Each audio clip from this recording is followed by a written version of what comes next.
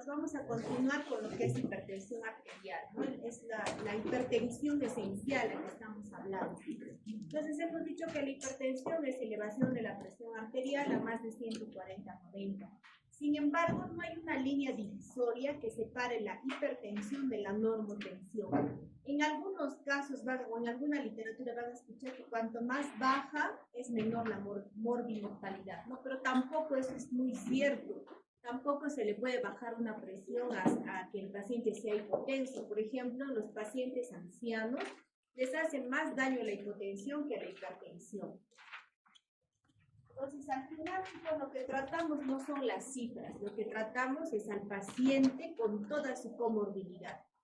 Entonces, la mortalidad cardiovascular se incrementa, miren, a partir de 115/75 y se duplica por cada 20 milímetros de mercurio que aumenta la sistólica y cada 10 milímetros de mercurio que aumenta la diastólica.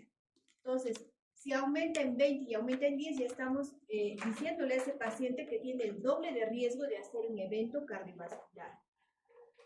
En sujetos mayores, la hipertensión arterial sistólica es la más frecuente, ¿no? En los pacientes adulto mayor, la presión sistólica está elevada y la diastólica está dentro de lo normal. Y la presión de pulso es un mejor predictor de mortalidad cardiovascular. Entonces acá, por ejemplo, podemos ver, miren, de acuerdo al grupo de edad, ¿no? Si está en qué presiones sistólicas y diastólicas aumenta el riesgo cardiovascular. Ahora, con respecto a la clasificación, chicos, hay muchas clasificaciones, ¿no? Esta clasificación, por ejemplo, se dio, es una penúltima clasificación, fíjense. Normal estaba catalogado como menos de 120 y menos de 80. Elevada ya era de 120 a 129 y menor de 80. Estadio 1 de 130 a 139 y la diastólica de 80 a 89. Y estadio 2 más de 140, más de 90. Esta fue una clasificación americana que salió, creo que en 2008, 2009, creo. Entonces, esta clasificación, fíjense las cifras, ¿no? Casi todos los pacientes están en 130/80, 130/85. Si nos hubiéramos basado en esta clasificación, esos pacientes ya hubieran estado en estadio 1. Entonces, ¿cuántos pacientes, cuánta población hubiera empezado a usar tratamiento antihipertensivo? Incluso nosotros, si nos medimos, muchos estaremos en 130/80, ¿no? Y según esta clasificación ya sería estadio 1. ¿Y por qué se dio esta clasificación? Porque esta fue una clasificación que se hacía a los pacientes, entraban en una habitación silenciosa donde eran tomados por una máquina, ¿no? La máquina nomás les tomaba la presión. Entonces el paciente estaba en una situación pues de calma, ¿no? No como el paciente real, ¿no? El paciente real, ¿qué pasa? Va a la consulta, es maltratado por el técnico, a veces nosotros también lo hacemos esperar, el paciente ya está ansioso, está un poco estresado, llega a la consulta, ve al médico con la bata blanca, con 4 o 5 alumnos de blanco, entonces ya el paciente se estresa, ¿no? Incluso el hecho de tomarse la presión en la casa es diferente a la presión que se toma en consulta, es diferente, porque en la casa el paciente está en su ambiente, está tranquilo, se toma la presión y la cifra es menor. Entonces, esta clasificación no la hemos utilizado mucho tiempo, creo que ninguna sociedad se ha involucrado con estas cifras exactamente, ¿no? Porque si no, a todo paciente más de 130/80 le hubiéramos iniciado el tratamiento. Entonces, ahora tenemos la actual clasificación, que es la siguiente. A ver, préstame tu plumón, Dani.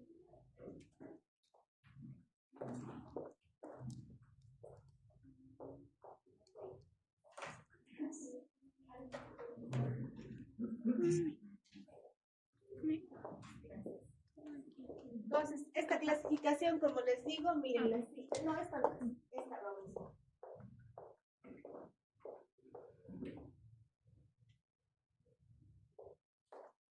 Lo normal, la presión normal, menos de, o la óptima, no menos de 120, menos de 80. la presión diastólica y la presión sistólica. Ahora, normal alto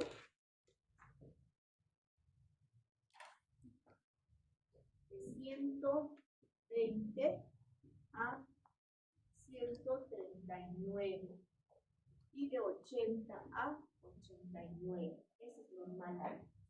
Estadio 1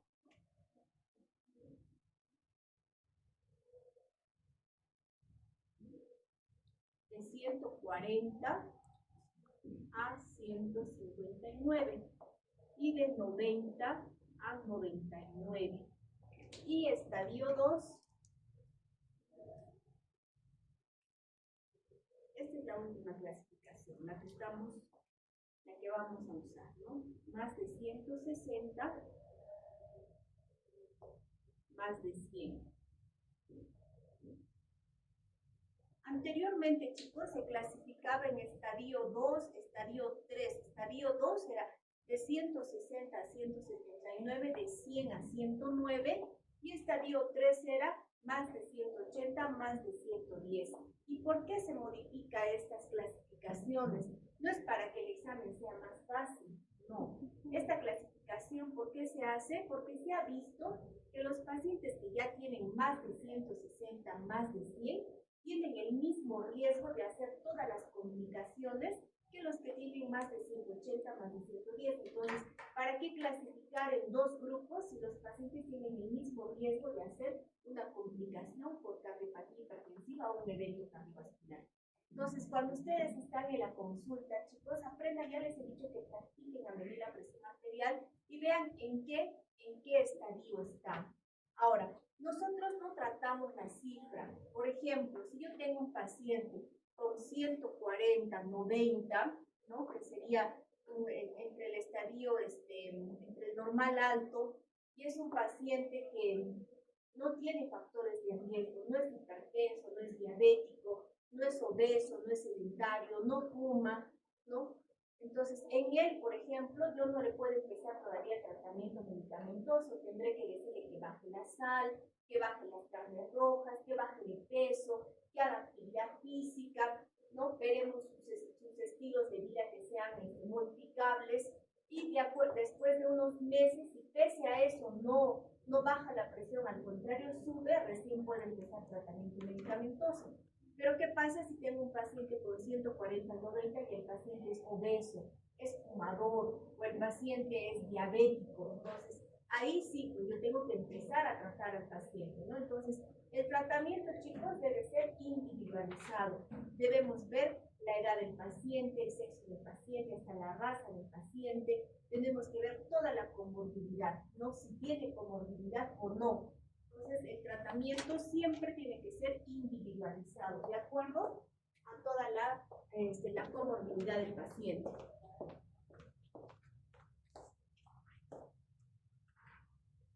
Es diferente la presión en casa. Por eso, en algunos casos, hay también la presión de mandil blanco, ¿no? Hay pacientes que nos van a decir, seguro que me van a encontrar la presión alta, pero en mi casa es normal. Entonces, incluso esta hipertensión de bata blanca está descrito hasta en los libros, porque es frecuente. Entonces, en esos pacientes lo que se va a solicitar es el monitoreo ambulatorio de la presión arterial, que es un tensiómetro que se coloca al paciente y le va tomando la presión cada 15 minutos en el día, cada 20 minutos en la noche.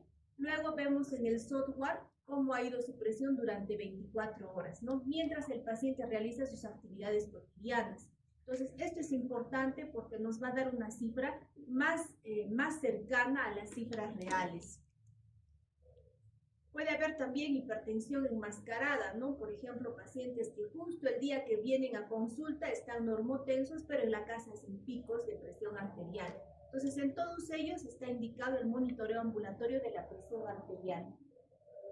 Esta es una clasificación, como les digo, miren, es antigua, se clasificaba hasta el estadio 3.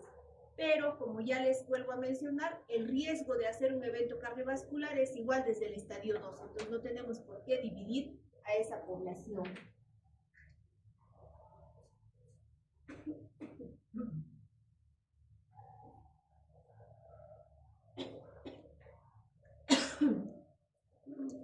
pacientes que no tienen otra comorbilidad, pero pueden tener, por ejemplo, alterado el sistema nervioso simpático y pueden tener efectos de vasoconstricción, lo que les produce hipertensión arterial. En otros pacientes pueden ser todo un paciente metabólico, ¿no? Con todo el síndrome de hipertensión, dislipidemia, obesidad, resistencia a la insulina. La obesidad, como les vuelvo a repetir, lo que es más peligroso en la obesidad es la grasa abdominal, ¿no? Esta es la grasa abdominal. Entonces, a todo paciente que viene a consulta deberíamos hacerle un score para ver que a los 10 años, qué probabilidad tiene el paciente de hacer un evento cardiovascular. Esto, por ejemplo, se usa el score de Framingham, que es antiguo, ¿no? Y esto nos indicaba si a los 10 años tiene bajo riesgo, moderado riesgo o alto riesgo de hacer un evento cardiovascular. Sería importante también medir el perímetro abdominal de nuestros pacientes en consulta. Entonces, ¿cómo abordamos a un paciente hipertenso? Primero, una historia clínica adecuada, ¿no? ¿Qué signos y síntomas tiene? Una historia familiar, en este caso también es importante. Hay que confirmar la hipertensión arterial, no solo con una medida podemos diagnosticar, por lo menos debemos tener 3 medidas y el paciente tiene que haber descansado 10 minutos antes, no debe haber tomado café, no debe haber fumado, debe estar tranquilo, no debe haber tenido un estrés físico o emocional. Hay que buscar otros factores de riesgo. Si el paciente es hipertenso, por ejemplo, hay que buscar si va de la mano con la diabetes, ¿no? Cómo estará su insulina, cómo estará su colesterol, sus triglicéridos, etc. Si el paciente es joven, y lo vamos a ver más adelante, y no tiene otras causas, podría ser una hipertensión arterial secundaria. O si es un paciente muy mayor, digamos de 70 años, que no era hipertenso y recién empieza a hacer hipertensión, puede ser una hipertensión también secundaria o una causa aterosclerótica. Entonces, hay que ver si buscamos otras causas de hipertensión. Hay que buscar comorbilidades en el paciente, ¿no? O sea, ¿qué más tiene aparte de la hipertensión? Si va con la diabetes, si va con la enfermedad renal, etc. También es importante preguntar los estilos de vida asociados, ¿no? Si fuma, si toma, hasta es importante en qué trabaja. Hay trabajos que son más estresantes que otros. Los síntomas, chicos, son inespecíficos. Incluso la hipertensión es conocida como la asesina silenciosa. ¿Y por qué le dicen así? Porque muchas veces los pacientes no tienen síntomas. Pues cuando le decimos, señor, usted tiene que tomar tal medicamento en la mañana, en la tarde, en la noche, no nos hacen caso. ¿Por qué? Porque no tienen ninguna molestia. Y los síntomas son inespecíficos como la cefalea. ¿Pero cuántas causas de cefalea conocemos? Como 20.000. Mareos, también puede haber mareos. Puede haber palpitaciones, el paciente nos puede referir palpitaciones. En algunos casos, cuando nos damos cuenta, cuando tienen un sangrado, ¿no? Una hemorragia conjuntival, recién se da cuenta el paciente que es hipertenso. La impotencia sexual también es un síntoma, pero ¿cuántas causas hay, no? Entonces, como ven, los síntomas son inespecíficos. ¿De qué exámenes auxiliares nos podemos ayudar para hacer este diagnóstico? De un hemograma, ver cómo está, si está infectado, si está anémico, si tiene policitemia. Hay que ver también cómo está la glucosa, hay que ver cómo está el perfil lipídico, hay que ver cómo están los electrolitos, cómo está el sodio, cómo está el potasio, el ácido úrico también es importante. También es importante, chicos, un examen de creatinina.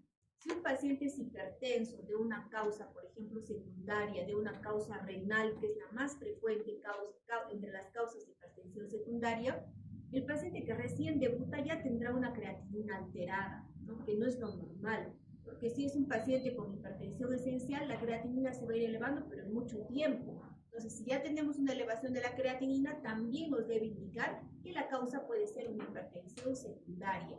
Importante también hacer, por ejemplo, una proteinuria para ver si el paciente está perdiendo proteínas, y también importante el electrocardiograma de dosis derivadas. ¿Por qué el electrocardiograma? Porque ya hemos visto que el electrocardiograma nos va a dar datos acerca del ritmo. Si el paciente tiene arritmias, si tiene palpitaciones, lo vamos a ver en el electrocardiograma. También en el electrocardiograma, como ya ustedes saben, vamos a ver alteraciones cuando hay crecimiento de aurículas y de ventrículos. ¿Y qué es lo que pasa con la cardiopatía hipertensiva? El ventrículo izquierdo engrosa. Entonces, ¿qué vamos a tener en el electrocardiograma? De un paciente que ya tiene cardiopatía hipertensiva, vamos a tener signos de hipertrofia de ventrículo izquierdo. Otros exámenes más específicos, por ejemplo, la ecocardiografía, ¿no? Con la ecocardiografía ya podemos medir el grosor de la pared, si está engrosado o no. Podemos ver también si el paciente nos refiere palpitaciones, pero no permanentes, se puede hacer un Holter, que es el monitoreo del electrocardiograma 24 horas. Se pueden pedir exámenes, por ejemplo, de otros exámenes, ¿no? Como ultrasonidos, etc. Entonces, algunas preguntas, chicos. En adultos con hipertensión, ¿el inicio de la terapia farmacológica mejora el resultado de la salud de la población? La respuesta es sí, ¿cierto? Ya hemos visto que conforme aumenta 20 milímetros en la sistólica y 10 en la diastólica, el paciente tiene el doble de riesgo de hacer evento cardiovascular. Entonces, ¿se beneficia el paciente de empezar un tratamiento oportuno? La respuesta es sí. En adultos con hipertensión, el tratamiento con antihipertensivos para lograr una meta de presión arterial específica mejora el resultado de salud de la población, sí, ¿no? Y estamos viendo que con las cifras elevadas aumenta el riesgo cardiovascular. En adultos con hipertensión, el uso de diferentes drogas antihipertensivas muestran beneficios y daños comparativos en el resultado de la salud de la población, sí. Vamos a ver que en lo que es el tratamiento, chicos, en lo que es hipertensión, es importante asociar varios medicamentos. Muy pocas personas responden a la monoterapia. O sea, no se trata la hipertensión dando cifras altas de un medicamento, cifras máximas, y si no va bien con esto, le cambio por otro medicamento a dosis máxima. No es así. En la hipertensión es mejor mantener el medicamento en cifras regulares y asociar otros medicamentos, como ya vamos a ver adelante. Entonces, miren, los beneficios de tratar la hipertensión arterial. En menores de 60 años, si reducimos la presión sistólica en 10 y la diastólica en 5, reduce el riesgo de stroke hasta un 42% y reduce un evento coronario hasta 14%. Cuando hablamos de evento coronario, hablamos de infarto miocárdico, ¿no? Y en mayores de 60, reduciendo 15 la sistólica y 6 la diastólica, miren, reduce la mortalidad total en un 15%, reduce la mortalidad cardiovascular, o sea, por una causa como un infarto en 36%, reduce el stroke en 35% y reduce la enfermedad coronaria en 18%. Miren, bajando solamente 15 de sistólica y 6 de diastólica.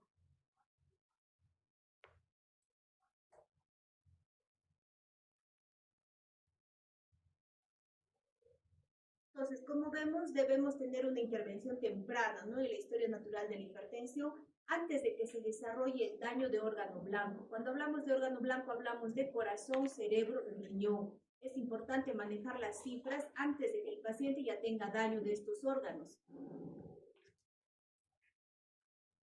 En toda la clasificación, es importante incidir en los estilos de vida del paciente. O sea, no sirve de nada, chicos, que le demos más y más medicamentos si no le decimos al paciente que bajando de peso se le va a bajar la presión arterial. Si no le decimos que haga actividad física, si no le decimos que baje el tabaco, que deje el tabaco, no que baje, ¿no? Que deje el tabaco y todo eso, por más que le demos muchos medicamentos, no va a mejorar. La dieta es importante, la dieta tiene que haber baja del cloruro de sodio, ¿no? La dieta que ha resultado mejor en lo que son pacientes hipertensos es la dieta DASH, ¿no?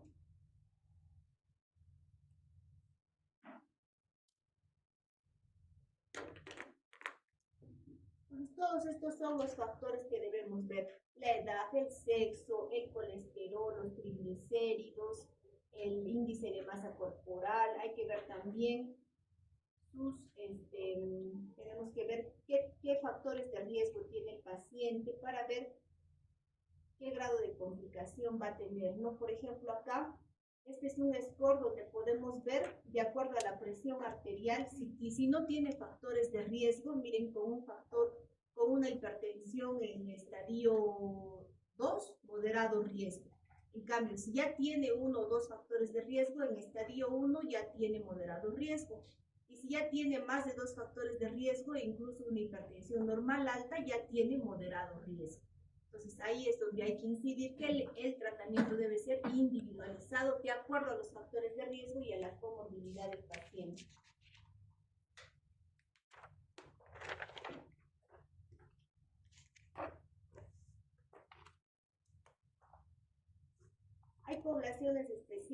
sí, ¿no? Es como les vuelvo a repetir, el tratamiento también se elige de acuerdo a la edad, de acuerdo al sexo, de acuerdo a la raza. Por ejemplo, en pacientes blancos van bien los YECA, los ARA, en pacientes negros generalmente tienen resistencia al tratamiento con los YECA, no responden bien. En ellos se debe usar los calcioantagonistas, se puede usar, por ejemplo, la hidralazina. En el adulto mayor van bien los calcioantagonistas. Cuando el paciente ya tiene un síndrome metabólico, o sea, es obeso, diabético, hipertenso, siempre debe ir un YECA, un BRA, y tiene que ir también los diuréticos tiacídicos, ¿no? Si el paciente es nefrópata, por ejemplo, ya no puede ir las tiacidas, no puede ir la espironolactona porque aumenta el potasio, hay que ver eso. Si la paciente está embarazada, está contraindicado los YECA o los BRA, porque nos van a producir muerte fetal. Entonces, nunca cuando ustedes se vayan a hacer su serum, van a tener gestantes que van a hacer hipertensión arterial. Pueden darle nifedipino, pueden darle alfametildopa, no sé si es que tienen allá, pero nunca se les ocurra darle para bajarle un captopril sublingual o nunca le bajen con un losartán, porque van a producir muerte fetal.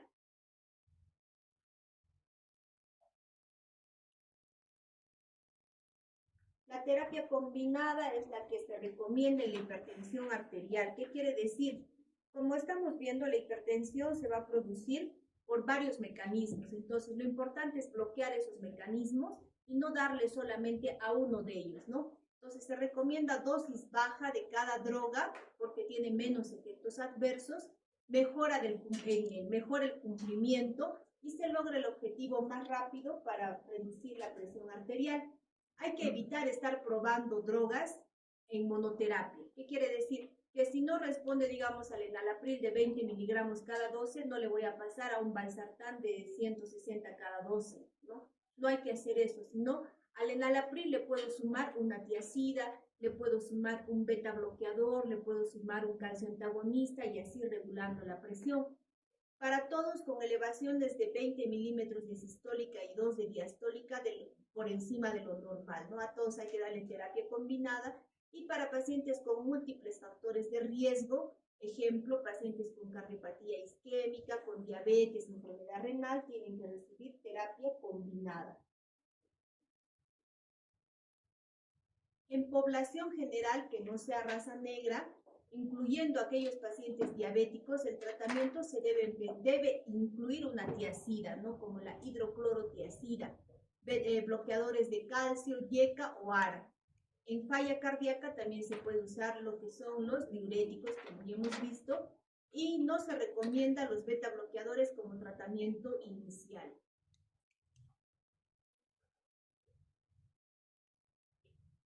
En la población mayor de 18 años con enfermedad renal crónica e hipertensión, el tratamiento siempre debe incluir YECAs o ARAs, ¿no? Para mejorar la función renal. Se aplica a pacientes con enfermedad renal crónica con o sin proteinuria. El objetivo principal del tratamiento es lograr y mantener la meta de la presión arterial. Si la meta no se logra con un mes de tratamiento, hay que incrementar la dosis de la primera droga y adicionar una segunda droga. No usar YECA y ARA en el mismo paciente, eso está contraindicado, como lo vamos a ver adelante. Acá miren, tenemos los grupos de medicamentos que se pueden usar para la hipertensión. Tenemos los beta bloqueadores, los diuréticos tiacídicos, tenemos los bloqueantes o los ARA2, los calcio antagonistas, los YECA, ¿no? Y otros antihipertensivos, por ejemplo, los inhibidores de la aldosterona, como la espironolactona, o tenemos también los ARNI, ¿no? La asociación de valsartán con sacubitril. Entonces, miren, casi todas las asociaciones son posibles. Las que están en línea verde son las más recomendadas. Las que están en línea negra punteada no están muy recomendadas, pero sí se puede usar cuando el paciente necesita. La única asociación que no se debe hacer y está en línea roja es los YECA con los ARA2. ¿Qué quiere decir? Que no puedo usar enalapril con losartán. No puedo usar captopril, digamos, con valsartán. YECA y ARA no. ¿Por qué? Porque estamos bloqueando el mismo sistema y lo que vamos a producir es daño renal. Entonces, eso está contraindicado. Los más utilizados, por ejemplo, puede ser un YECA o un BRA, ¿no? Con un diurético, con un betabloqueador o con un bloqueante de los canales de calcio, tipo amlodipino, nifedipino. Entonces, ¿cómo ha ido desarrollando la terapia antihipertensiva? Miren, en 1940 teníamos los simpaticolíticos periféricos, ¿no? Bloqueantes de ganglio. En 1950, vasodilatadores, en el 57 ya los tiazídicos.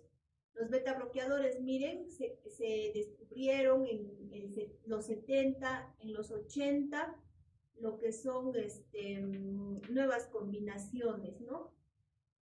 Inhibidores de la endotelina, por ejemplo, en los 90 los YECA y hacia los 2000 los BRAT, ¿no? Que son los ARA2 o BRAT1, es lo mismo. Entonces, estos medicamentos no han demostrado, los BRAT no han demostrado ser mejor que los YECA, pero en muchas veces los YECA producen alergia al paciente, ¿no? El paciente presenta una tos persistente, que no le permite vivir, ¿qué va a hacer? Abandona el tratamiento. Entonces, para ellos tenemos la otra opción, que son los ARA2 o los BRAT. Cuando hablamos de los BRAT, estamos hablando de los sartán, valsartán, del irbesartán, del candesartán, olmesartán, etc. Entonces, es mejor la terapia combinada fija a bajas dosis, es superior a lo que es la monoterapia a dosis alta.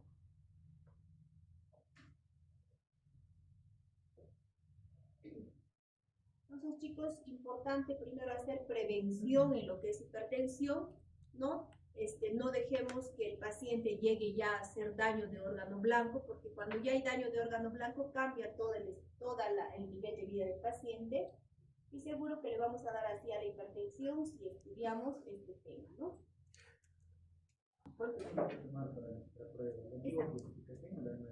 Esa clase. Pero en la tabla que usted nos había mostrado de bajo, moderado riesgo, alto riesgo, moderado, estaba con la activo. ¿Hay tal vez alguna nueva que usted relaciona? No, pero ¿sabes cómo se toma esto? Si la hipertensión, por ejemplo, si el paciente es hipertenso o está en el estadio 1, hasta 140/90 o normal alto, no tiene factores de riesgo, ¿qué hay que hacer? Modificar estilos de vida. Si ya está en el estadio 1, se tiene que dar tratamiento, pero el riesgo es bajo, si es que no tiene factores de riesgo. Pero si ya tiene un factor de riesgo 2, el riesgo es moderado, ¿no? Y se tiene que dar, ya desde el estadio 1 se tiene que dar tratamiento farmacológico. Solamente en el estadio de normal alta puedes dar cambios en los estilos de vida. Chicos, entonces eso con respecto a lo que es la hipertensión esencial, ¿no? La hipertensión que hemos visto ahora. Hay otro tipo de hipertensión que es menos frecuente, está presente en el 5 hasta el 20% de los pacientes, que es la hipertensión arterial secundaria. ¿Qué quiere decir secundaria? Que no es esencial, ¿no es cierto? O sea, que hay una causa que está produciendo hipertensión. ¿Por qué es importante diagnosticarla? Porque en algunos casos esta hipertensión puede llegar a ser curada.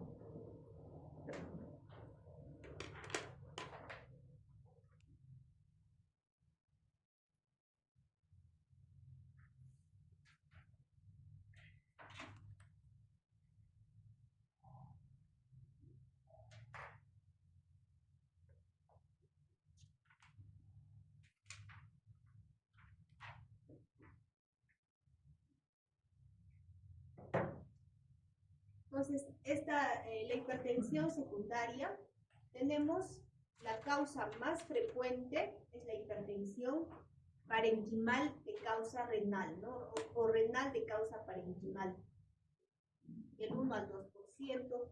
Tenemos también otra que es la renovascular, tenemos el hiperaldosteronismo, ¿no? Y tenemos otras causas menos frecuentes como el feocromocitoma. Entonces, la hipertensión arterial secundaria, ¿no? La enfermedad parenquimal renal es la causa más frecuente de hipertensión arterial secundaria.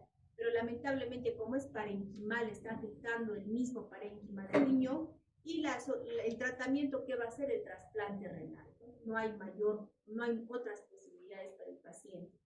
La hipertensión, sabemos que la hipertensión está presente hasta en el 80% de pacientes con enfermedad renal crónica.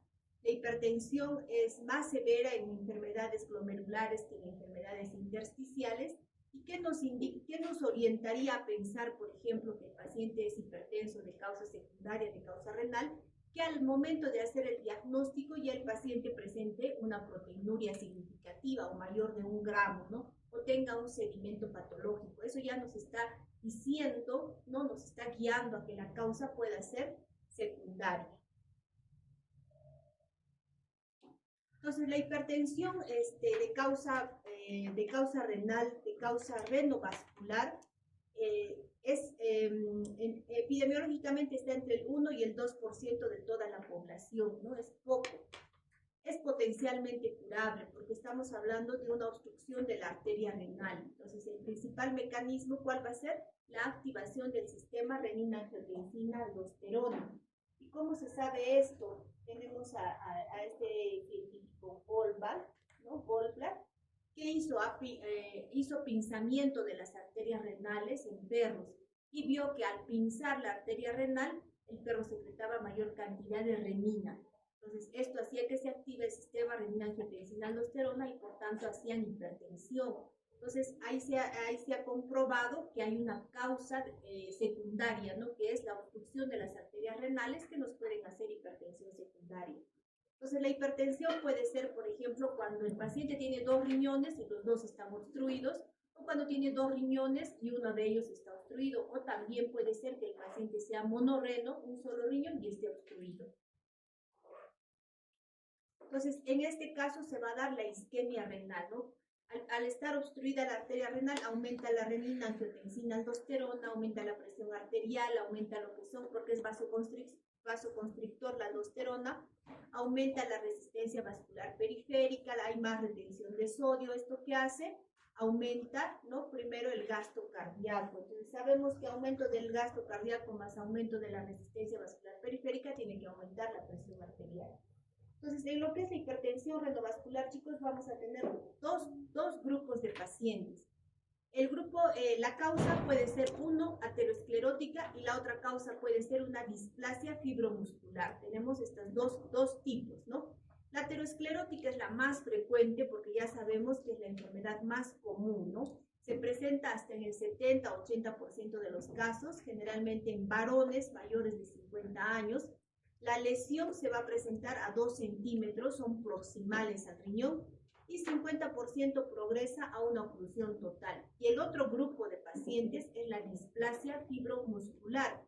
Esto se va a presentar de un 20 a 30% de los casos, predomina en mujeres jóvenes menores de 30 años, hay lesión de la íntima, de la media y periarterial. El segmento que más se toma es el segmento medio y distal, ¿no? Y va también progresar hacia la disección y trombosis. Entonces, ¿cuándo sospechamos de una hipertensión renovascular? Cuando la hipertensión es en pacientes jóvenes, menores de 30 años, ¿no? Cuando se escucha un soplo abdominal que puede ser diastólico, lateralizado hacia la zona renal, cuando hay una hipertensión que es de difícil control, o sea, le damos todo y no se controla, sigue alta, hay que sospechar de una causa secundaria, o cuando la hipertensión rápidamente nos lleva a producir daño del riñón, por ejemplo, ¿no? Si el paciente hace continuamente emergencias hipertensivas como el edema agudo de pulmón de manera recurrente, también sospechemos de una causa secundaria como la renovascular. Si el paciente tiene una insuficiencia renal de etiología desconocida, hay que sospechar también de esta causa, o si el paciente ya tiene aterosclerosis difusa, o si es un paciente que está empezando una hipertensión y le damos tratamiento de YECA o ARA y rápidamente va a la falla renal, también sospechemos de una causa renovascular. Esta es una imagen, por ejemplo, de una mujer joven, ¿no? Miren, entre 15 y 50 años, hemos dicho generalmente menores de 30 años, miren acá, ¿no? Tenemos este estrechamiento de la arteria renal. Ahora, en personas mayores podemos tener también acá, miren, este estrechamiento de la arteria renal, miren acá, ¿no? Entonces, ¿cuál es la diferencia? que en la aterosclerosis el segmento que se toma a nivel de la arteria renal es proximal, como ven acá. Miren, es proximal, igual acá. En cambio, en la displasia fibromuscular se afecta más el segmento distal. Una de las diferencias, ¿no? Entonces, vean en este cuadro, chicos, es importante, acá están las diferencias entre lo que es la hipertensión renovascular de causa aterosclerótica y de causa fibromuscular o displasia fibromuscular. La edad de presentación ya hemos dicho que la aterosclerosis es en mayores, ¿no? Generalmente mayores de 50, y la fibrodisplasia muscular en jóvenes, menores de 30 o 40. El sexo más frecuente de aterosclerosis en varones y la fibrodisplasia en mujeres. La localización de la lesión, hemos dicho que la aterosclerosis es proximal y en la proximal o medial, y en la displasia es medial o distal.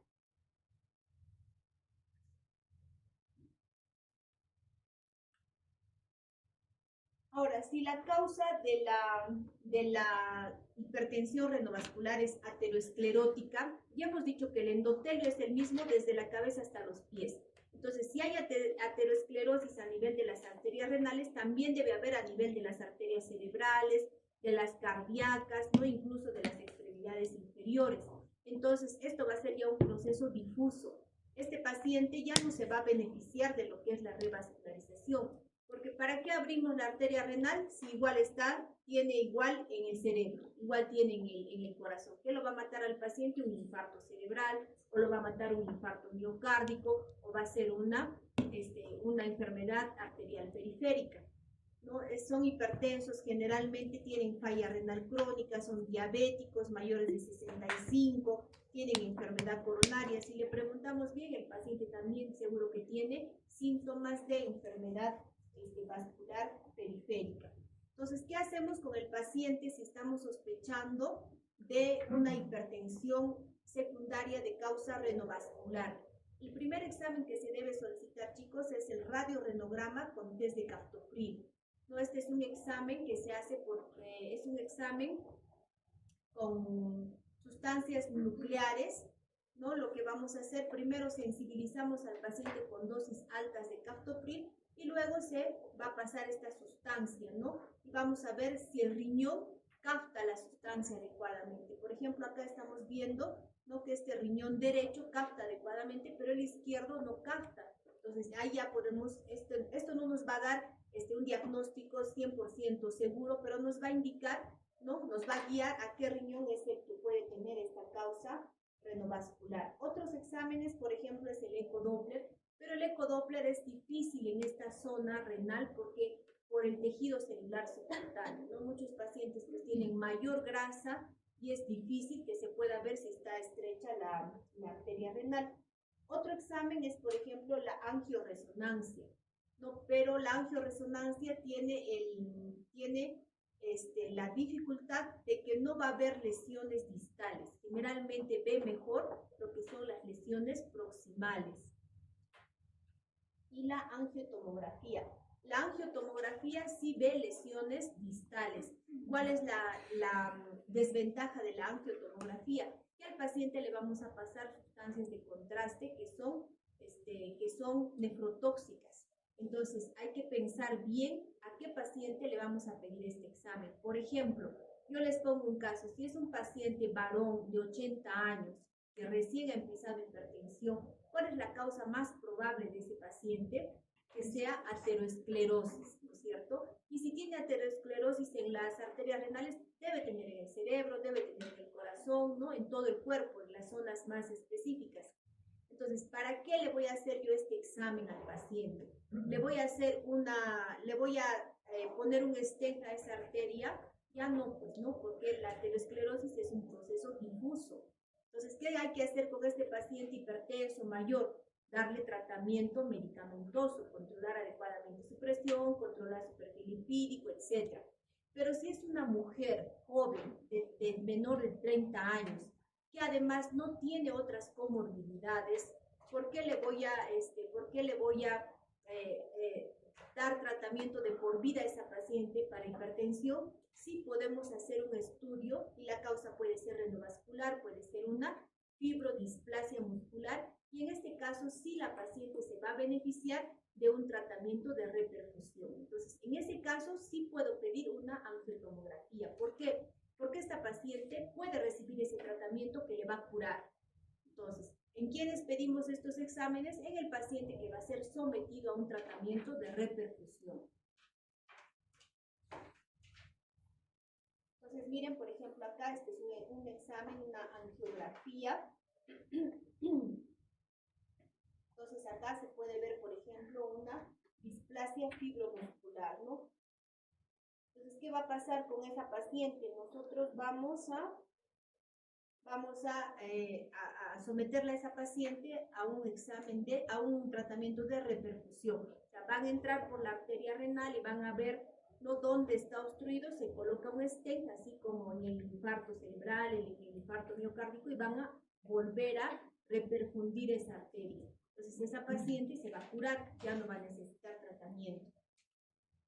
Entonces, para hacer el diagnóstico, hemos dicho que debemos usar el test de radiorenograma o el test de Captopril, ¿no? Entonces, ahí vamos a sensibilizar al paciente con una dosis de 50 miligramos de Captopril y vamos a pasar esta sustancia radioactiva para ver si capta o no la sustancia, que es una sustancia isotópica. Tiene una sensibilidad del 80% y una especificidad del 95%. El Doppler, como ya hemos visto, es difícil en esa zona, pero tiene, pues si está bien hecho, ¿no?, tiene una especificidad hasta del 91%. La angioresonancia magnética, miren, tiene una sensibilidad mayor al 97%, una especificidad mayor al 93%, y la arteriografía renal tiene una sensibilidad y especificidad mayor al 90%. Entonces hay que ver qué paciente se va a beneficiar, ¿no?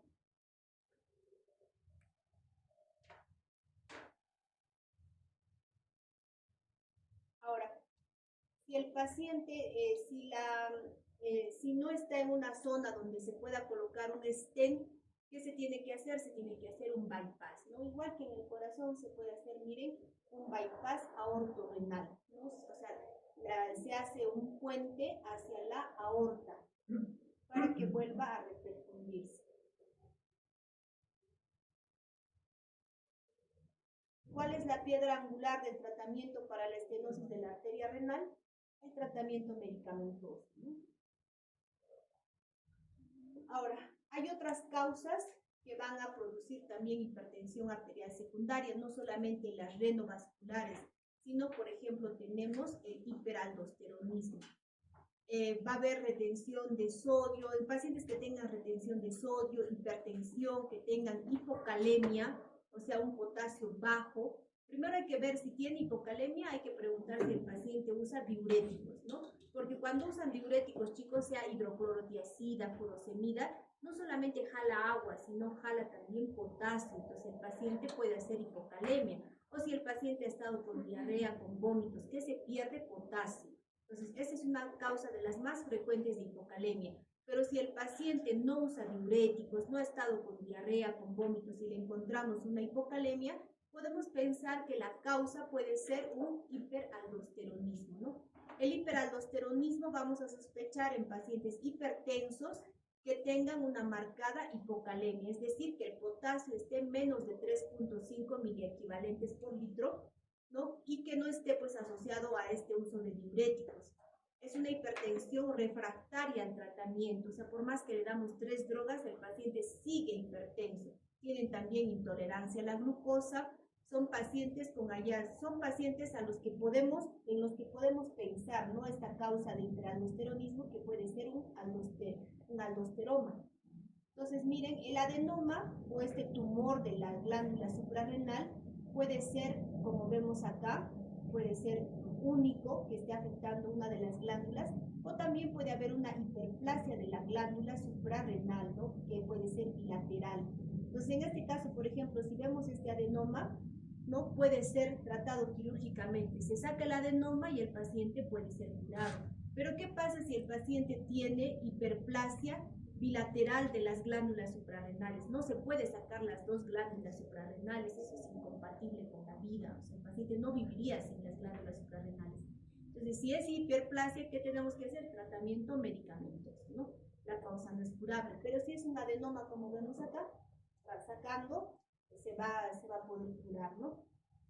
¿Cómo diagnosticamos? Tenemos que medir los niveles de aldosterona, ¿no? Si tiene niveles altos, no más de 555 picomoles por litro, eso nos está indicando que puede haber un hiperaldosteronismo. Tiene hasta 90% de sensibilidad y especificidad. También se puede hacer una prueba de sobrecarga salina, ¿no? Se da cantidades altas de sodio para ver si el paciente va a secretar aldosterona. La tomografía es uno de los exámenes que nos va a permitir diagnosticar este tipo de hiperaldosteronismo. La resonancia magnética igualmente. Entonces, ¿cómo vamos a llegar al diagnóstico? Si tenemos esta hipertensión arterial de difícil control más hipocalemia, hay que pensar en una causa como el hiperaldosteronismo. ¿Qué hacemos? Dosamos lo que es aldosterona. ¿No? Se puede hacer también sobrecarga salina y vemos si está más de 555 picomoles, estamos frente a un hiperaldosteronismo primario. Entonces, ¿qué tenemos que hacer? Tenemos ya la tomografía, tenemos la resonancia para ver en qué parte está el tumor que nos puede estar produciendo este hiperaldosteronismo. El tratamiento, como ya hemos visto, es quirúrgico si es que solamente es un tumor focalizado, pero si el paciente pues tiene hiperplasia suprarrenal bilateral, el tratamiento tiene que ser antagonistas de la aldosterona, ¿cuál? Por ejemplo, la espironolactona, ¿no? Otra causa de hipertensión arterial que es menos frecuente es el feocromocitoma. El feocromocitoma es un tumor que se origina en la médula suprarrenal, hasta el 85% de los casos, o en el tejido cromafil extrarrenal, o sea, puede ser en otras partes del riñón, ¿no? Que pueden ser paragangliomas. Su prevalencia es en el 1% de la población de todos los hipertensos. Este es un tumor que produce adrenalina, noradrenalina, dopamina, por eso es que el paciente hace cifras elevadas de hipertensión arterial. Es conocido como el tumor del 10%. 10% es de causa familiar, 10% es bilateral, 10% es maligno, 10% puede estar como paragangliomas a nivel extraabdominal y 10% son múltiples. Entonces es conocido como el tumor del 10%, ¿no? ¿Qué va a referir? Como es un tumor que produce adrenalina, noradrenalina, ¿cómo va a estar el paciente? Va a estar, como ven acá, pálido, ¿no? Miren, la palidez, pueden hacer crisis de pánico, pacientes que tienen sudoración profusa, palpitaciones, dolor de cabeza, ¿no? Entonces, el feocromocitoma está contraindicado los beta bloqueadores. Por ejemplo, si es un paciente hipertenso, le hacemos el diagnóstico de hipertensión, no pensamos en una causa secundaria, pensamos que es esencial y le damos beta bloqueadores que normalmente bajan la presión, a este paciente le va a subir mucho más la presión, ¿no? O sea, a estos pacientes con feocromocitoma le damos beta bloqueadores y hacen crisis hipertensivas. Ahí también debemos sospechar que el paciente puede tener otra causa como el feocromocitoma, ¿no? Puede ser parte de una neoplasia endocrina múltiple, puede ser parte de la neurofibromatosis, ¿no? Que es la enfermedad de von Recklinghausen, en la que va con las manchas café con leche. Se puede hacer un dosaje de metanefrina plasmática en orina de 24 horas para ver si está aumentado, ¿no? Lo que es la epinefrina. La tomografía, estudios de medicina nuclear, resonancia magnética para ver si es un tumor que también puede tener ubicación extrarrenal. Entonces, miren acá, por ejemplo, ¿no? Haciendo esta tomografía se puede ver que acá hay un feocromocitoma, pero también se puede ver que hay múltiples feocromocitomas, ¿no?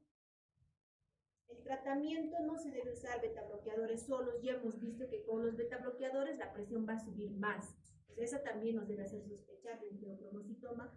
¿Cuáles son las drogas de elección? ¿Qué hago con este paciente? La droga de elección son los alfa bloqueantes. Por ejemplo, la metildopa, la prazosina, ¿no? Son las de primera elección. Inhibidores de la tirosina hidroxilasa como la metirosina Y el tratamiento definitivo, si es que es único, puede ser quirúrgico, ¿no? Pero si tiene paragangliomas extrarrenales, no se puede hacer tratamiento quirúrgico, solamente el tratamiento con alfa bloqueantes. Entonces, miren, esta es una imagen de un tumor de un feocromocitoma.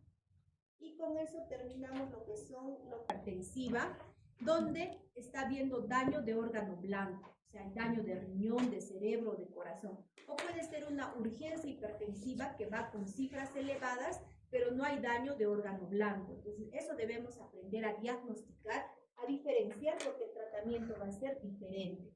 Entonces, la crisis hipertensiva es un grupo heterogéneo de situaciones caracterizadas por una elevación súbita de la presión arterial.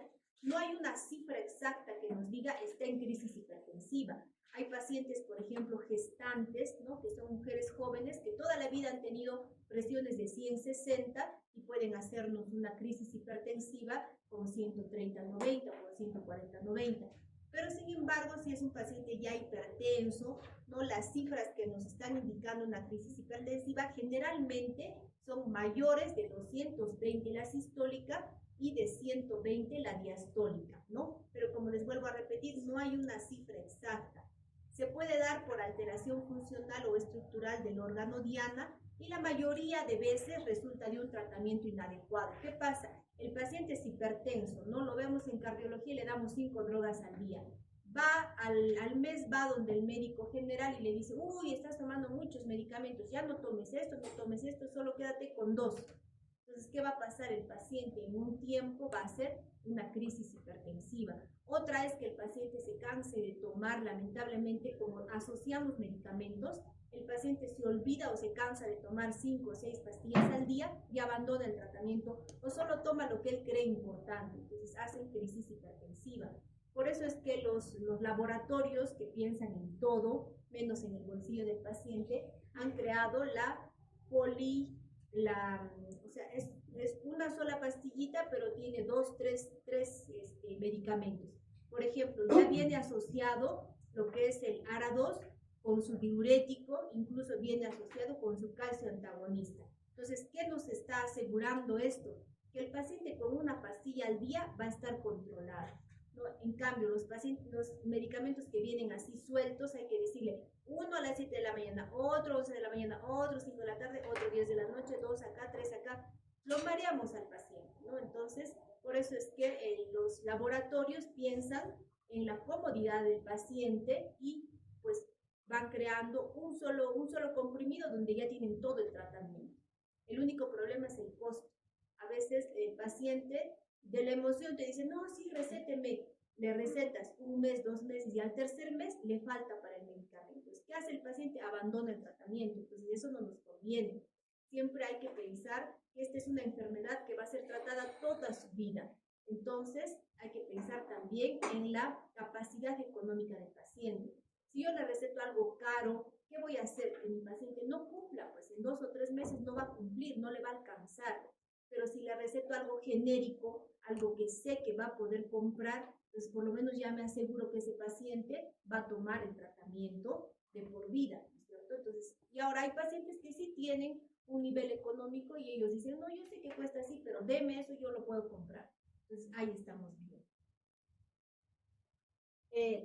Como ya les dije, la crisis hipertensiva va a ser una urgencia y va a ser una emergencia, ¿no? Hay 2 tipos de crisis hipertensiva. La urgencia es cuando no hay lesión de órgano blanco, tiene buen pronóstico, no necesita hospitalización, el tratamiento va a ser tratamiento oral o puede ser ambulatorio, pero hay que reevaluar precozmente al paciente. O sea, si está con crisis hipertensiva, no le voy a decir, toma esto y ven el próximo mes. No, hay que bajarle la presión con tratamiento oral y lo citaré pues para 24 a máximo 48 horas para ver cómo ha ido el paciente.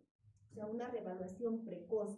También hay falsas urgencias hipertensivas, ¿no? Son elevaciones tensionales producidas por estados de ansiedad, por patologías provocadas por dolor, ¿no?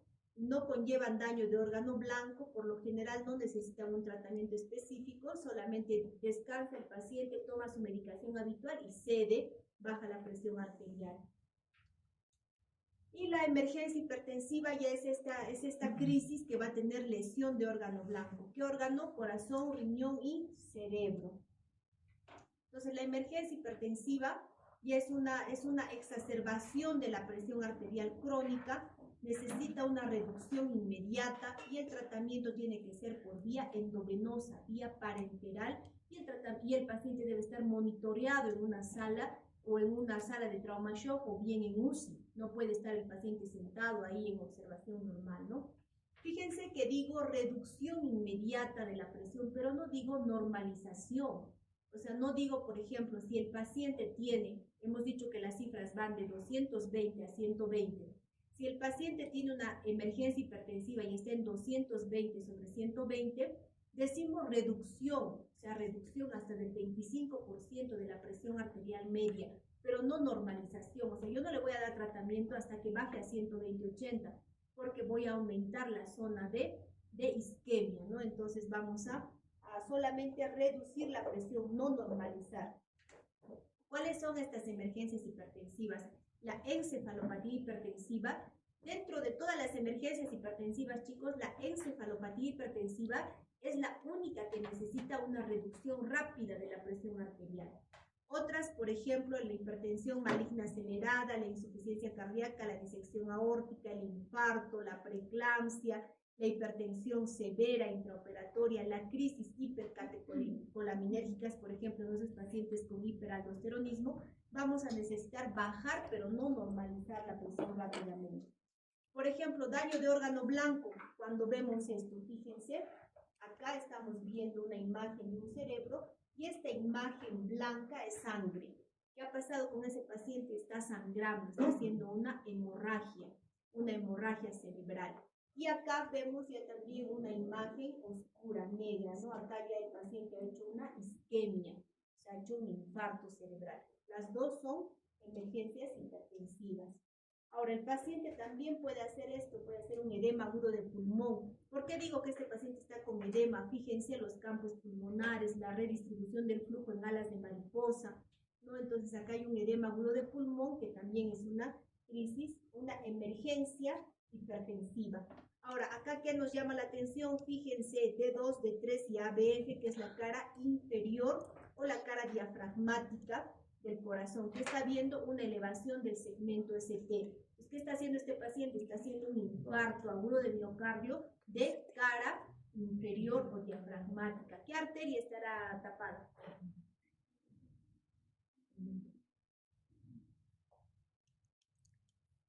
Coronaria derecha, chicos. Cara inferior, coronaria derecha. D1, ABL, B5, B6 es cara lateral, coronaria circunfleja. Perdón, arteria circunfleja rama de la coronaria izquierda. D2, D3 y ABF, coronaria derecha. B1, B2, septal, que tiene irrigación de ambas, de la descendente anterior y de la descendente posterior. B2 y B3, cara anterior, descendente anterior, rama de la coronaria izquierda, que lo vamos a ver cuando toquemos ya cardiopatía isquémica. Otra emergencia hipertensiva es, como ven acá, la disección aórtica. Generalmente la disección aórtica se da en pacientes varones hipertensos, llegan hipertensos con cifras altas. El dolor es muy intenso, el dolor es de tipo lancinante, es mucho más intenso que un infarto. El paciente refiere como que le estarían atravesando con un cuchillo el pecho y está haciendo una disección aórtica. Fíjense acá, esta es la aorta, esta es la aorta. Miren la raíz de la aorta, el callado de la aorta, aorta ascendente, el callado y la descendente. Fíjense esta imagen acá. ¿Qué ha pasado? Se ha roto la pared de la aorta y la sangre está saliendo hacia una luz falsa entre la adventicia y la capa media. Entonces ahí está saliendo la sangre y esta sangre está disecando cada vez más la pared de la aorta. Entonces esto es una emergencia que tiene alta tasa de mortalidad, más que el infarto. Otras emergencias es cuando se afecta el riñón, ¿no? Cuando hacen, por ejemplo, falla renal aguda. Entonces, el tratamiento depende del juicio de determinar cuán rápido se debe reducir la presión arterial.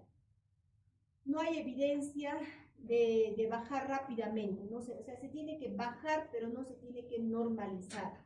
Hay lesiones renales o coronarias donde se debe reducir no más del 25% de la presión arterial media. Si el paciente tiene, por ejemplo, un infarto cerebral, o sea, esa imagen oscura, negra que hemos visto, el tratamiento se debe iniciar si la presión sistólica es mayor de 220/130. Y si el paciente va a ser trombolizado, o sea, se va a usar, por ejemplo, drogas como alteplasa, reteplasa, tenecteplasa, debemos bajar la presión a menos de 185/110. Hablamos de bajar, no de normalizar, les vuelvo a repetir, ¿no? Si el paciente ya tiene hemorragia cerebral, ¿no? El tratamiento, cuando damos tratamiento antihipertensivo, si la presión está más de 180/130, en ese caso ya tenemos que empezarle tratamiento antihipertensivo. Entonces, los fármacos que usamos, tenemos, por ejemplo, el nitroprusiato, nicardipino, labetalol, tenemos el enalaprilato, el esmolol, la pentolamina, nitroglicerina, hidralazina, que ya vamos a ver en qué casos usamos. Por ejemplo, acá, miren, si es una encefalopatía hipertensiva, podemos usar el nitroprusiato, el nicardipino y el labetalol. ¿Qué tenemos en Perú? Tenemos el nitroprusiato y el labetalol. Si es un paciente que tiene hipertensión maligna, el labetalol, el nitroprusiato, el enalaprilato. Si el paciente tiene un stroke, o sea, un infarto cerebral, podemos usar todo lo que ven, ¿no? Nicardipino, labetalol, nitroprusiato. Como ven, el labetalol y el nitroprusiato está como droga de elección en casi todas las emergencias. ¿Cuál es la ventaja, por ejemplo, del nitroprusiato? Es un medicamento que obviamente todos estos pacientes son tratados en UCI, ¿no es cierto? La droga es parenteral. Lo bueno del nitroprusiato es que si va bajando la presión arterial, suspendemos y rápidamente el paciente va a subir su presión, ¿no? O sea, vamos tanteando, pues vamos bajando la dosis, si es que baja mucho la presión. Pero ¿cuál es la desventaja? Que el nitroprusiato va a acumular el cianuro, ¿no? Que es tóxico. Pues. Otras, si el paciente tiene una angina, o sea, un infarto, ¿qué debemos dar? ¿Qué está pasando con el infarto? La arteria se está cerrando por el trombo. ¿Qué damos? Vasodilatadores. Primera elección, nitroglicerina, ¿no? Que es un vasodilatador. Si el paciente tiene falla cardíaca, podemos dar nitroglicerina, enalaprilato. Si el paciente tiene disección aórtica, nitroprusiato, esmolol, no tenemos acá, y el labetalol. Si el paciente está haciendo una crisis adrenérgica, ya hemos dicho que no se puede usar, por ejemplo, betabloqueadores, ¿no? Ahí no podríamos dar labetalol, por ejemplo, pero podemos dar pentolamina, nitroprusiato. Si el paciente tiene una hipertensión postoperatoria, nitroglicerina, nitroprusiato, labetalol. Ahora, la preeclampsia, la eclampsia, es una crisis hipertensiva, es una emergencia hipertensiva del embarazo, ¿no es cierto? Muchas gestantes mueren por esta emergencia hipertensiva, por la eclampsia. ¿Qué damos? Damos hidralazina, labetalol o nicardipino. Ahora, dentro de estas emergencias hipertensivas, la que necesita una reducción rápida, como les vuelvo a decir, es la encefalopatía hipertensiva. Cuando esta patología la vamos a diagnosticar cuando descartemos otras, o sea, es un diagnóstico por descarte. Si el paciente llega con síntomas, por ejemplo, compromiso del sensorio, tiene cefalea, tiene todo lo que es el compromiso neurológico, nosotros podemos pensar que está haciendo una hemorragia cerebral o está haciendo un infarto cerebral. ¿Qué hacemos? Le pedimos una tomografía. Si en la tomografía no aparecen zonas de hemorragia ni aparecen zonas de isquemia, recién podemos pensar que es una encefalopatía hipertensiva. Importante pensar en esta patología porque, como les vuelvo a repetir, es la única que necesita que bajemos rápidamente la presión arterial. ¿Por qué se produce? Porque hay vasoespasmo y vasodilatación en las arterias, ¿no? La hipertensión y la autorregulación, hay una autorregulación cerebral. Entonces, normalmente las personas regulamos a una presión, pero cuando ya el paciente tiene una presión crónica, las cifras de autorregulación se hacen más elevadas. Cuando ya hacen autorregulación, por ejemplo, cuando ya tienen presiones mayores a 250/150. Entonces, en esos casos, ya estos pacientes recién hacen esa autorregulación cerebral. Entonces, en ellos tenemos que bajar rápidamente la presión, ¿no? ¿Por qué? Porque así vamos a asegurar una perfusión cerebral. Entonces, como ven acá, Normalmente esa autorregulación se da pues entre cifras de 50 a 150, pero cuando ya el paciente es hipertenso, las cifras miren de 190 a 130.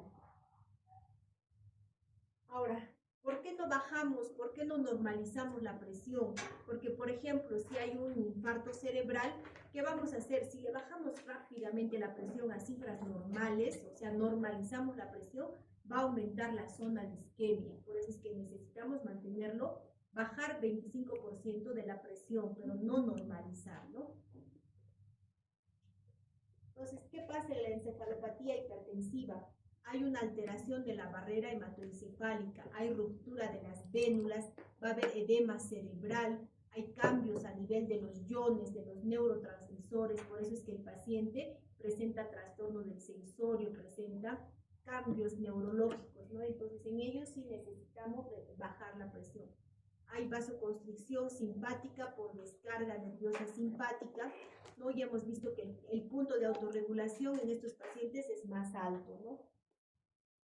Hay activación de los canales de potasio, del calcio, aumento de la producción de angiotensina, hay antagonistas de receptores de la angiotensina. La fisiopatología, miren, aumenta la presión arterial sistólica que sobrepasa este rango de autorregulación, aumento de la perfusión cerebral, hay lesión de las paredes de los vasos, hay aumento de la permeabilidad capilar, o sea, hay esta alteración de la barrera hematoencefálica, hay extravasación de proteínas en el intravascular, esto todo nos va a producir edema cerebral, alteraciones neurológicas, ¿no? De tipo vasogénico. Entonces, ¿qué se va a producir? Y hemos dicho que va a haber hipertensión endocraniana, edema cerebral, hay zona de hipoperfusión, vasoconstricción, hay signos y síntomas que duran de 2 días a más. El cuadro clínico, ya sabemos, la hipertensión, o sea, cifras altas de presión, y también va a haber signos de disfunción cerebral multifocal. Miren cómo está el paciente, ¿no? Está mareado, incluso algunos pacientes perciben olores que no hay. ¿No? El paciente puede decir esto huele a heces, pero nadie más huele a heces, ¿no? O sea, hay alteraciones tanto en lo olfativo, en lo visual. Entonces, miren, el paciente puede estar así, puede tener esos olores que les menciono, puede ver doble, triple, alteraciones neurológicas, la cefalea, los mareos. Si hacemos un examen de la retina, vamos a ver también alteraciones, ¿no?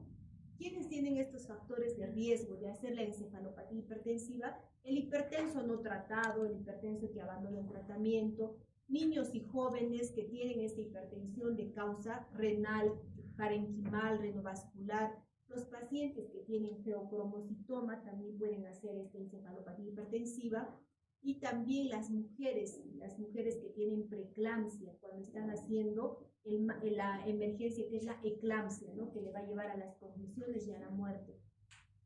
Pacientes que usan drogas tipo anfetaminas, drogas como cocaína, inhibidores de la monoaminoxidasa, o cuando llevan tratamiento con clonidina y lo suspenden de golpe, también pueden hacer encefalopatía hipertensiva.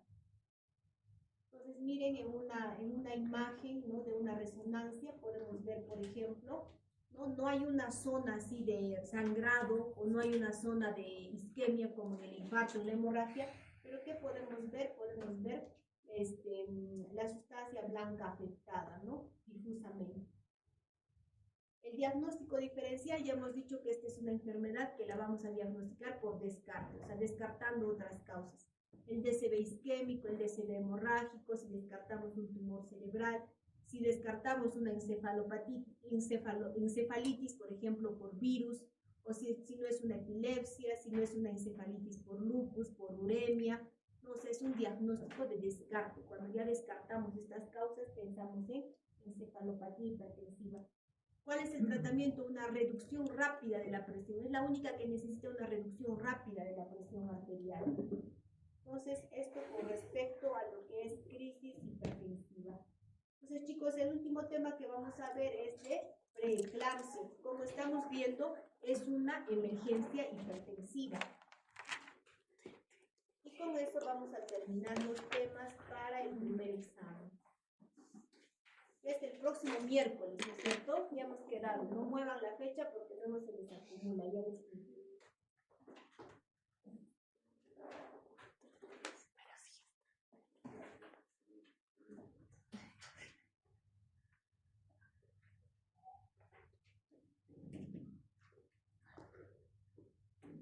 la preeclampsia. Como sabemos, este es un estado de hipertensión en la gestante, ¿no? Pero también puede haber hipertensión crónica, puede haber hipertensión transitoria del embarazo. ¿Cuál es la diferencia?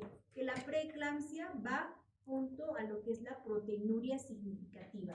Cuando yo era estudiante, el diagnóstico de preeclampsia era hipertensión a partir de la semana 20, más proteinuria, más edemas.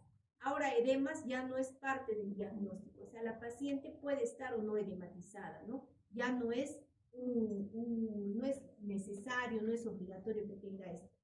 Entonces, la preeclampsia es parte de los desórdenes hipertensivos del embarazo. En el Perú, chicos, es la segunda causa de muerte materna. Miren, tiene una incidencia de 10 a 15% de embarazos hospitalarios. Cuando ustedes hagan su rural, hagan su serum, a lo que más miedo van a tener es a la muerte materna. Cuando hay muerte materna va toda la supervisión nacional, regional, lo botan al médico, lo botan a la enfermera, lo botan a la obstetriz, todo un lío. ¿Por qué? Porque la muerte materna, chicos, no es pues como que muere el papá, ¿no? Muere el papá y esa familia va a salir adelante con la mamá. Pero cuando muere la mamá, lamentablemente, esa familia se va a ir abajo. Porque la mamá, así que en el campo, digamos, el papá sea el que trabaja y la mamá la que cocina, la que limpia, la mamá siempre va a poder sacar adelante a la familia, ¿no? Difícilmente se va a ver un caso que abandone a los hijos y se vaya con otra pareja. En cambio, el varón, ¿qué hace? ¿No? Muere la mamá, al toque, next, otra, y otros hijos. ¿Y qué pasa con los hijos de la anterior esposa, de la anterior mujer? Van a fracasar, ¿no? Van a ser desnutridos, ahora tenemos la delincuencia y todo eso. Entonces la mujer es un pilar fundamental para la familia y la familia es el núcleo de la sociedad, ¿no? Ya sabemos eso. Por eso es que la muerte materna es lo peor que puede pasar en un establecimiento de salud. Es a lo que más miedo van a tener ustedes, a la muerte materna. Y eso, eso a nivel nacional se protege mucho la salud de la gestante. Entonces, esta preeclampsia se relaciona, miren, con el 17 al 25% de muertes perinatales, o sea, tiene alta tasa de mortalidad. Es la principal causa de retardo de crecimiento intrauterino, ¿no? Ya hemos dicho que la hipertensión que hace que tengan bebés pequeñitos. ¿Y dónde se ve más eso? En el campo, ¿no? Es la más frecuente de las enfermedades hipertensivas del embarazo. ¿Y cómo la definimos? Fíjense, es una elevación de la presión arterial mayores o iguales a 140/90 a partir de la semana 20 del embarazo, que va asociada a proteinuria significativa o después de las 48 horas de puerperio. O sea, puede haber preeclampsia incluso en el puerperio, ¿no? Después de las 48 horas. Entonces, ¿qué pasa? Si tenemos una gestante que está hipertensa, ¿qué vamos a hacer? Si la hipertensión se da en menos de la semana 20, ¿cuál podría ser la causa? Podría ser que la paciente es una hipertensa crónica o tiene otra causa de hipertensión y no sabía hasta ahora que la hemos controlado. Pero si la hipertensión es más de la semana 20, debemos sospechar de preeclampsia. ¿Qué podemos hacer? Primero, pedir una proteinuria. Si la proteinuria no está elevada, el diagnóstico es una hipertensión gestacional. Pero si tenemos una proteinuria elevada, ¿qué va a ser? Es una preeclampsia. Entonces, hipertensión a partir de la semana 20 más proteinuria significativa que nos indica preeclampsia. Ahora, esta preeclampsia puede persistir, ¿no? Hasta después de las 12 semanas del puerperio. Entonces, ahí ya que nos va a dar una hipertensión crónica a la que se ha sobreagregado una preeclampsia. ¿Por qué? Porque si es una preeclampsia y está dada por la gestación, tiene que calmar, pues tiene que curarse, tiene que normalizarse las cifras hacia las 12 semanas del puerperio. Pero ¿qué pasa si es una gestante que ha hecho preeclampsia y sigue hipertensa crónicamente? ¿Será que la paciente era una paciente crónica? Y a eso se le ha sobreagregado una preeclampsia durante la gestación. ¿Cuáles son los factores de riesgo? La edad materna, ¿no? Si la edad es más de 40 años, o sea, si es una madre añosa, es un factor de riesgo. pero también si es una madre muy joven, una madre adolescente, también es un factor de riesgo. O sea, ambos extremos de la edad reproductiva de la mujer, ¿no? Si es su primera gestación, también es un factor de riesgo. Si es multípara, muchas gestaciones, también es un factor de riesgo. Si ya tuvo preeclampsia en el anterior embarazo, probablemente tenga ahora. Si tiene antecedentes de preeclampsia por la línea materna, ¿no? O sea, si digamos, mi mamá ha tenido preeclampsia, mi abuela, o sea, mamá de mi mamá, pero si la mamá de mi papá ha tenido preeclampsia, eso no, pues, no se hereda, ¿no? De la mamá al papá. O sea, que haya tenido preeclampsia de la línea materna, mi mamá, mi abuela materna, mi bisabuela materna, ¿no? Ahora, si hay una obesidad antes del embarazo, un índice de masa corporal mayor a 35, también es un factor de riesgo. Si el embarazo es gemelar o más de un feto, también es un factor de riesgo. Si la paciente es diabética, es un factor de riesgo para que haga preeclampsia. Si la paciente tiene, por ejemplo, esos estados protrombóticos como el síndrome antifosfolipídico que hoy día han visto, por ejemplo, en la emergencia, en la consulta, ¿no? Las que estaban rotando, había una paciente joven con trombosis venosa hipertensa. ¿Cuál era la causa? Era el síndrome antifosfolipídico. Ellas también pueden hacer preeclampsia. Ahora, la presión arterial sistólica ya hemos dicho, ¿no? Si es más de 140, 90. Entonces, ¿qué nos va a dar la preeclampsia? Si llega a término, o puede ser que el parto se tenga que adelantar, entonces va a ser causa de prematurez o va a ser causa de bajo peso al nacer.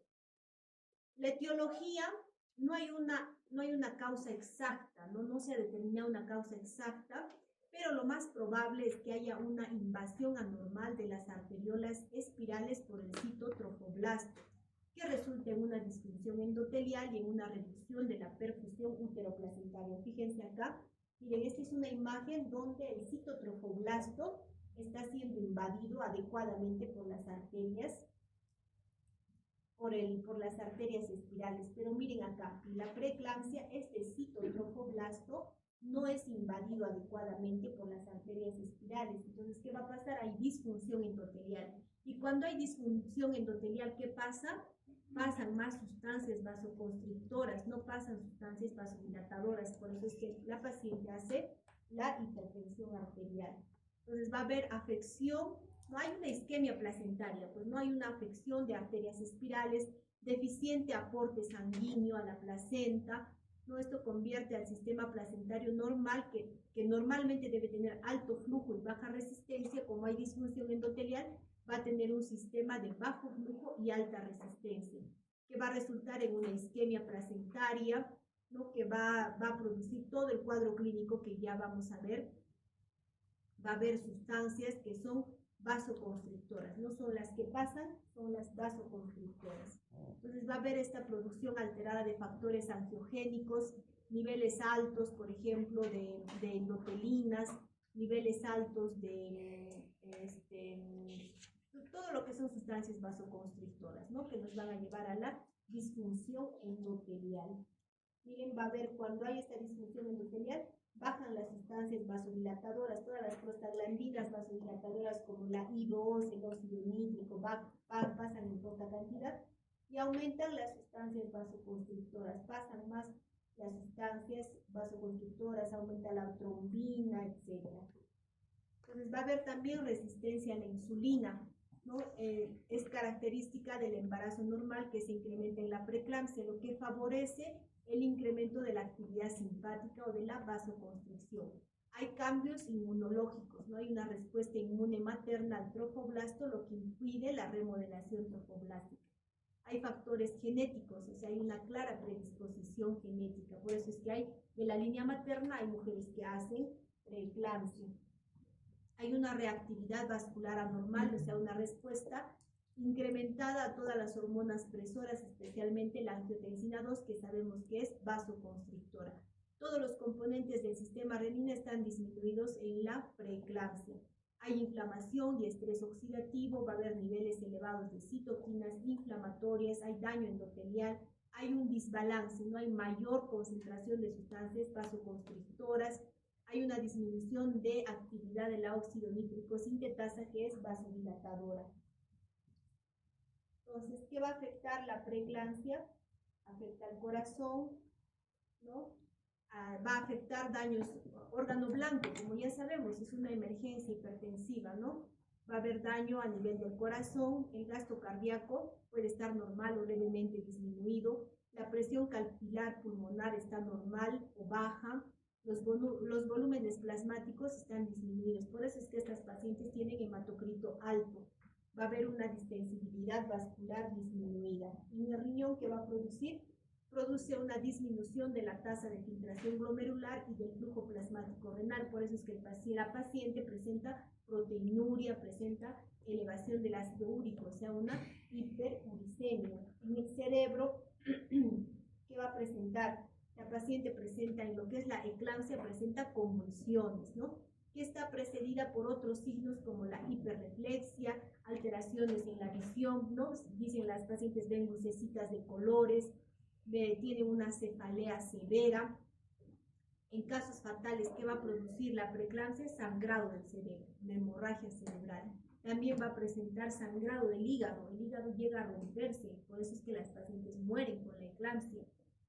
Hay lesión cerebral tanto por isquemia como por hiperconfusión. En el hígado hay lesiones periportales con necrosis celular, a veces infarto hepático.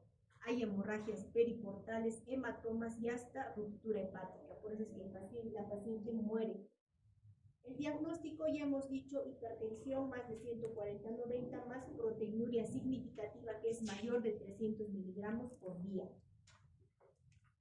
En estas pacientes, chicos, es importante el monitoreo laboratorial. A la paciente con preeclampsia, ¿qué vamos a hacer? Primero le vamos a indicar reposo absoluto. Acá no tiene nada que ver el sodio. O sea, acá la paciente no necesita bajar el consumo de sodio. ¿Por qué? Porque estamos viendo en la fisiopatología que no tiene nada que ver el cloruro de sodio. Acá hay una mala invasión del citotrofoblasto por las arterias espirales. Entonces, esta paciente no necesita una dieta hiposódica ni nada de eso. Solamente la paciente tiene que estar en reposo. Generalmente la tenemos hospitalizada porque así aseguramos que la paciente esté en reposo absoluto y tenemos que hacer un monitoreo laboratorial. O sea, tenemos que pedirle su hematocrito, tenemos que pedir sus enzimas hepáticas, ¿no? Si es posible, le pedimos aunque sea cada 8 horas. ¿Por qué? La paciente puede estar asintomática y puede estar haciendo elevación de las enzimas hepáticas, puede hacer en cualquier momento hiperreflexia, convulsiones, sangrado cerebral, sangrado hepático y se muere la paciente. Entonces, si la paciente ya presenta estos síntomas como hiperreflexia, o sea, vemos sus reflejos, ¿no? Si los reflejos están aumentados, ¿no? Siempre hay que estar viendo los reflejos de la paciente. Están aumentados, ya hay que pensar que está habiendo un daño neurológico, que va a haber convulsiones y va a hacer todas las complicaciones. Entonces, ¿cuál es el tratamiento? Sacar al feto, la cesárea. No hay otro tratamiento, ¿no? Si queremos salvar la vida del paciente, independientemente de la edad gestacional, viva o no ese feto, se tiene que hacer una cesárea. Cesárea, no inducir el parto normal, porque imagínense a esta paciente hipertensa que la hagamos pujar, la presión pues va a subir mucho más y va a ser una hemorragia cerebral y se va a morir ahí. Entonces esta paciente tiene que entrar a cesárea, ¿no? Y la única manera de curar, porque ¿qué está produciendo la preeclampsia, la eclampsia? El feto. Entonces, ¿cómo curamos? Sacando el feto. Independientemente de la edad gestacional, como les vuelvo a decir, ahora hay fetos valiosos. Hay, por ejemplo, mujeres que son añosas, que han hecho todo un tratamiento de fertilización que les ha costado un montón de dinero y que probablemente va a ser su único bebé o su único hijo para toda su vida. Es un feto valioso, ¿no es cierto? No es pues como una mujer que ya tiene 5 hijitos y es el sexto, ahí todavía puedes pensar, pero hay fetos valiosos para la madre, ¿no? Para nosotros cualquier feto debe ser valioso igual, pero si para la madre, por ejemplo, imagínense cuánto ha gastado en una fertilización, ¿no? Y ella va a decir, no, saquen a mi bebé cuando tenga probabilidades de vivir. Pero si la paciente ya empieza con esto, empieza a subir el hematocrito, hay trombocitopenia, hipoalbuminemia, elevación de las enzimas hepáticas. En el examen físico hay hiperreflexia, hay velucecitas de colores. ¿Qué se tiene que hacer? Cesárea, no hay otra, ¿no? ¿Y cuál es la complicación o la emergencia? El síndrome de Helen, ¿no? El síndrome de Helen, que ya conocemos, que es hemólisis, elevación de las enzimas hepáticas, hay plaquetopenia. Entonces, en ese caso ya se tiene que hacer cesárea. Ahora, ¿cuáles son los síntomas? Dolor de cabeza, hay dolor epigástrico, náuseas, vómitos, trastornos de la visión, ven lucecitas de colores, escuchan zumbido en los oídos, irritabilidad, epigastralgia, hiperreflexia, estupor. Cuando ya estos síntomas se dan, ya la paciente va a hacer lo que es el síndrome de Helen, ¿no? ¿Cómo podemos prevenir? Por ejemplo, si es una paciente que tiene un síndrome antifosfolipídico, se tiene que dar aspirina, ¿no? Se tiene que dar aspirina durante toda la gestación a dosis baja, la aspirina a 1 miligramo por kilo. Suplementos de calcio también nos puede ayudar a prevenir. La hospitalización es ¿para qué? Para asegurar que la paciente esté en reposo. El sulfato de magnesio no se da, es una droga que no se da para evitar que el paciente, para bajar la presión, sino para evitar las convulsiones. Y el tratamiento de elección, como ven, es el parto por cesárea. Ese es el tratamiento de elección, el tratamiento definitivo, ¿no? En cuanto al tratamiento antihipertensivo, o sea, si la paciente tiene preeclampsia, pero no tiene signos de hacer una eclampsia, ¿cuál es el tratamiento? Ya hemos dicho que está contraindicado los YECA y los ARA por muerte fetal. ¿Qué podemos usar? La hidralazina, el labetalol y metildopa. Son el tratamiento medicamentoso, ¿no?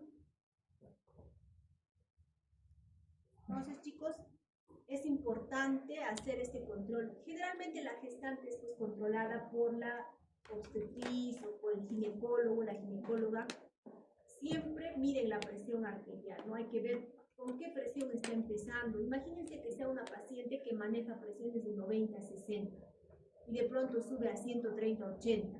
Entonces, eso ya es hipertensión para la paciente, ¿no es cierto? No vamos a esperar que sea, no llega a 140, 90, no es hipertensa, no. Tenemos que ver cómo ha subido su presión. Recuerden que se puede dar en pacientes muy jóvenes, ¿en quiénes? Por ejemplo, en adolescentes, ¿no? En madres que son pues menores de 20 años, pues ellas tienen presiones bajitas. No es una cifra exacta, hay que pensar en eso también, ¿no? Ver su basal y cómo ha ido subiendo. ¿Ya, chicos? Entonces, con esto hemos terminado.